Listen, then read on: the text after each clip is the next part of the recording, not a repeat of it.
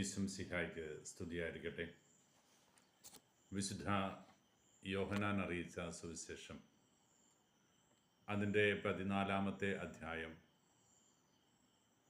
15 മുതൽ 20 വരെയും 25 മുതൽ 30 വരെയും തിരുവചനങ്ങളാണ് നാം ഇന്ന് ധ്യാന വിഷയമാക്കുന്നത്. ഈ ലോകത്തിൽ പിതാവും പുത്രനും പരിശുദ്ധാത്മാവുമായുള്ള ത്രിത്വൈക ദൈവത്തിൻ്റെ കൂട്ടായ്മയെക്കുറിച്ച് നാം പലവരും ചിന്തിച്ചിട്ടുള്ളതാണ്. ഈ വാക്കുകളിലെല്ലാം ഈശോ നമ്മുടെ മുമ്പിൽ അവതരിപ്പിക്കാൻ പരിശ്രമിച്ച ഒരു കാര്യം, പിതാവും ഞാനും ഒന്നാണ്. എൻ്റെ പിതാവിൽ നിന്ന് കേൾക്കുന്നവ ഞാൻ നിങ്ങളെ പഠിപ്പിച്ചിട്ടുണ്ട്. നിങ്ങൾക്ക് അവ ബോധ്യമാകും വിധം നിങ്ങളുടെ ഹൃദയങ്ങളിൽ ഞാൻ ആ ചിന്തകൾ കോറിയിട്ടിട്ടുണ്ട്. ഞാൻ എൻ്റെ പിതാവിൽ വസിക്കുന്നത് പോലെ നിങ്ങൾ എന്നിലും വസിക്കണം. നിങ്ങൾ എന്നിൽ വസിച്ചാൽ നിങ്ങൾക്ക് പിതാവ് തൻ്റെ അനുഗ്രഹത്തിൻ്റെ സമ്മാനമായ പരിശുദ്ധാത്മാവിനെ നൽകും. ആ പരിശുദ്ധാത്മാവ് നിങ്ങൾക്ക് വലിയ ബോധ്യങ്ങളും ദൈവാനുഗ്രഹങ്ങളും നൽകുമെന്ന് അവിടുന്ന് ആശംസിച്ച് പ്രാർത്ഥിക്കുന്നുണ്ട്. ഈ പരിശുദ്ധാത്മാവ് നിങ്ങളുടെ മേൽ വന്നു കഴിയുമ്പോൾ നിങ്ങൾ ബലമുള്ളവരായി മാറും, ശക്തരായിട്ട് മാറും. ഈ ലോകത്തിൻ്റെ അധികാരി വരാനിരിക്കുന്നു. അവൻ വന്നു കഴിയുമ്പോൾ നിങ്ങളോടൊത്തു വസിക്കുന്ന പരിശുദ്ധാത്മാവിൻ്റെ ശക്തിയാൽ നിങ്ങൾ എനിക്ക് സാക്ഷികളാകും. എൻ്റെ വചനത്തിൻ്റെ അഭിഷേകം ലോകത്തിന് നൽകാനായിട്ട് നിങ്ങൾ നിയോഗിക്കപ്പെടും. പ്രിയപ്പെട്ടവരെ, പരിശുദ്ധാത്മാവ് പിതാവിൻ്റെയും പുത്രൻ്റെയും സ്നേഹക്കൂട്ടായ്മയിൽ നിന്ന് നമ്മുടെ മധ്യത്തിലേക്ക് ഇറങ്ങി വരാനിടയാകുന്നത് പരിശുദ്ധാത്മാവിനെ അവർ അയക്കുമ്പോഴാണ്. പിതാവും പരിശുദ്ധാത്മാവുമായുള്ള കൂട്ടായ്മയിൽ നിന്നാണല്ലോ അവിടുന്ന് പുത്രനായ ദൈവത്തെ ലോകത്തിലേക്ക് അയച്ചത്. ഈ പരിശുദ്ധ ത്രിത്വത്തിൻ്റെ കൂട്ടായ്മ വലിയ സ്നേഹത്തിൻ്റെ ഇഴയടുപ്പമുള്ള ബന്ധമാണ് എന്ന് നാം തിരിച്ചറിയുമ്പോൾ, ആ ഇഴയടുപ്പമുള്ള ബന്ധത്തിൻ്റെ കൂട്ടായ്മയിൽ നിന്ന് പിതാവ് പുത്രനെയും പിന്നീട് പുത്രൻ പരിശുദ്ധാത്മാവിനെയും ലോകത്തിലേക്ക് അയക്കാൻ തിരുവുള്ളമായത് അവിടുന്ന് ഏറെ സ്നേഹിക്കുന്നവർ ഈ ലോകത്തിലുള്ളത് കൊണ്ടും അവർ ഈ ലോകത്തിൻ്റെ കെട്ടുപാടുകളിൽ വീണുപോകാതെ ദൈവരാജ്യത്തിൻ്റെ സന്താനങ്ങളായി മാറണമെന്നും ആഗ്രഹിക്കുന്നതുകൊണ്ട്.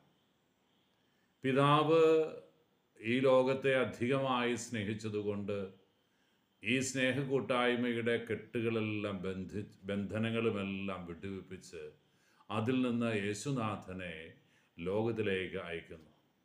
സ്നേഹക്കൂട്ടായ്മയിൽ നിന്ന് ഒരാൾ മാറി മറ്റൊരു സ്ഥലത്തേക്ക് പോകുമ്പോൾ ആ സ്നേഹത്തിന് കുറവുണ്ടാകുമെന്നല്ല, സ്നേഹിച്ചിരിക്കുന്നവർക്ക് നൊമ്പരമുണ്ടാകും. ഈ നൊമ്പരം ഉൾക്കൊണ്ടുകൊണ്ട് പിതാവ് പുത്രനെ ലോകത്തിലേക്ക് അയച്ചു. പിതാവിൻ്റെ അടുക്കിലേക്ക് പുത്രൻ മടങ്ങിയെത്തുമ്പോൾ പരിശുദ്ധാത്മാവിനെ വീണ്ടും ലോകത്തിലേക്ക് അയക്കുന്നു. അടിസ്ഥാന കാരണം ഒന്നേ ഉള്ളൂ, അവിടുന്ന് ഈ ലോകത്തെ നമ്മെ ഓരോരുത്തരെയും അധികമായി സ്നേഹിക്കുന്നു. എന്നെയും നിങ്ങളെയും സ്നേഹിക്കുന്ന ദൈവം ഈ സ്നേഹക്കൂട്ടായ്മയിൽ നിന്ന് പുത്രനായ യേശുനാഥനെ ഈ ലോകത്തിന് സമ്മാനമായി നൽകിയെങ്കിൽ ആ പരിശുദ്ധാത്മാവിൻ്റെ ശക്തി കൊണ്ട് പിതാപുത്ര പരിശുദ്ധാത്മാവ ബന്ധത്തിൻ്റെ ത്രിത്വൈക കൂട്ടായ്മയുടെ സ്നേഹത്തിൻ്റെ ആഴം തിരിച്ചറിഞ്ഞ് നമ്മളും പിതാവിനോടും പുത്രനോടും പരിശുദ്ധാത്മാവിനോടും ചേർന്നിരിക്കണം. ആ നന്മയുടെ മക്കളായിട്ട് നമ്മൾ മാറണം. ഈ ലോകത്തിൽ നാം ചെയ്യുന്ന എല്ലാ പ്രവൃത്തികളും ഈ സ്നേഹക്കൂട്ടായ്മയോട് ചേർന്ന് നിന്നുകൊണ്ടാകണം.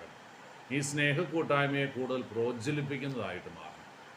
ഈ ലോകത്തിൻ്റെ അധികാരികളുടെ മുമ്പിൽ നിർത്തപ്പെടേണ്ടി വരുമ്പോഴും ഈ ലോകം നമ്മുടെ മേൽ ഭരണം നടത്തുമ്പോഴും അതിനെല്ലാം അതീതമായിട്ട് നമ്മിൽ വസിക്കുന്ന പരിശുദ്ധാത്മാവിൻ്റെ ശക്തിയാൽ ഈ ത്രിത്വൈക ദൈവത്തിൻ്റെ കൂട്ടായ്മ അനുഭവത്തിന് വേണ്ടിയിട്ട് നിലകൊള്ളാൻ വേണ്ടിയിട്ട് നമുക്ക് സാധിക്കും.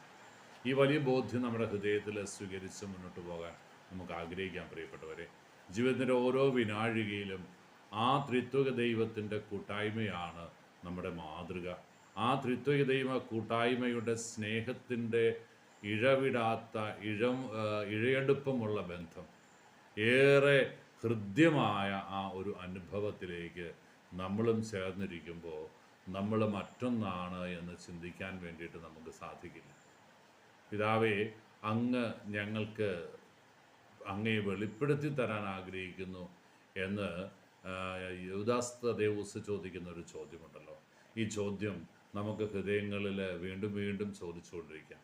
പിതാവേ, അങ്ങയുടെ പരിശുദ്ധാത്മാവിനെ ഞങ്ങളിലേക്ക് ഓരോ നിമിഷവും അയച്ച് ഞങ്ങളെ കൂടുതൽ ബലമുള്ളവരാക്കണമേ എന്ന്, ആത്മാവിൻ്റെ ചൈതന്യത്താൽ പൂരിതരായി ഈ ലോകത്തിൽ നന്മയുടെ മക്കളായി ജീവിക്കാനുള്ള അഭിഷേകം ഞങ്ങൾക്ക് നൽകണമേ എന്ന് ആഗ്രഹിക്കാം, പ്രാർത്ഥിക്കാം. ഈശോ നമ്മളെല്ലാവരെയും സമൃദ്ധമായിട്ട് അനുഗ്രഹിക്കട്ടെ. കർത്താവ് മിശിഹായുടെ കൃപയും പിതാവായ ദൈവത്തിൻ്റെ സ്നേഹവും പരിശുദ്ധാത്മാവായ ദൈവത്തിൻ്റെ സ്നേഹക്കൂട്ടായ്മയും നമ്മളെല്ലാവരും കൂടി ഉണ്ടായിരിക്കട്ടെ, ഇപ്പോഴും എപ്പോഴും എന്നേക്കും. ആമേൻ.